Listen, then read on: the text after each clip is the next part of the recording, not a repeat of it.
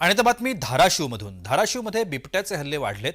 हल्ल्यामुळे शेतकरी भीतीच्या छायेत वावरत आहेत। शेतकऱ्यांनी बंदुकीचे परवानगी मागितलेत। महावितरणकडून दिवसा वीज न दिल्यानं शेतकऱ्यांना रात्रभर पिकांना पाणी द्यावं लागतं।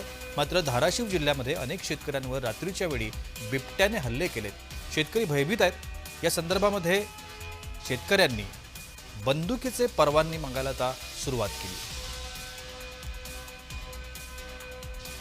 धाराशिव शहरापासून जवळपास 90 ते 100 किलोमीटर दूर अंतरावर बालाघाट डोंगर रंगाच्या कुशीत असलेल्या निपाणी गावात आलोय। मला सांगा नेमकं काय चाललंय शेतामध्ये? आता शेताला पाणी देण्यासाठी रात्रीच्या वेळी तुम्ही आलाय। सध्या रब्बीचा सीझन आहे।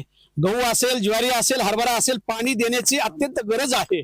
परंतु आमच्या भागामध्ये बिबट्याचं प्रमाण तर मागच्या 2 वर्षापासून होतच, परंतु जो काही यवतमाळहून वाघ सुद्धा आलेला आहे त्याच्यामुळे सर्व शेतकरी वर्ग हा दहशतीखाली आहे। शेतात जर नाही जावं तर काय शेवटी काय खायचं, पदरात काय पडायचं? एमएससीबी आम्हाला दिवसा लाईट देत नाहीये। मोटर चालू केली, शेतकरी दाऱ्यावर जाईपर्यंत लाईट जातीये। सध्या खूपच बिकट परिस्थिती आहे। महाराष्ट्र शासनाला असेल, एमएससीबीला असेल, आमची विनंती आहे की त्यांनी आम्हाला सलग लाईट द्यावी, दिवसा लाईट द्यावी, पूर्ण व्होल्टेजची लाईट द्यावी। बिबट्याचं प्रमाण आता तर वाघ आलाय, मग वाघापासून संरक्षण करण्यासाठी आपल्याजवळ काहीतरी पाहिजे म्हणून एक कुऱ्हाड ठेवली।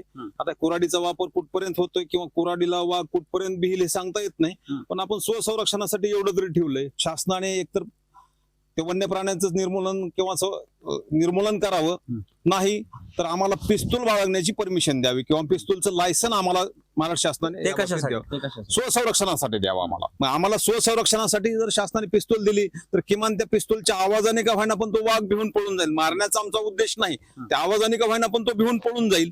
त्याच्यासाठी आम्हाला पिस्तूलची परमिशन द्यावी अशी एक आमची शासनाकडे प्रामुख्याने मागणी आहे। उदय साबळे पाटील, जय महाराष्ट्र, निपाणी, धाराशिव।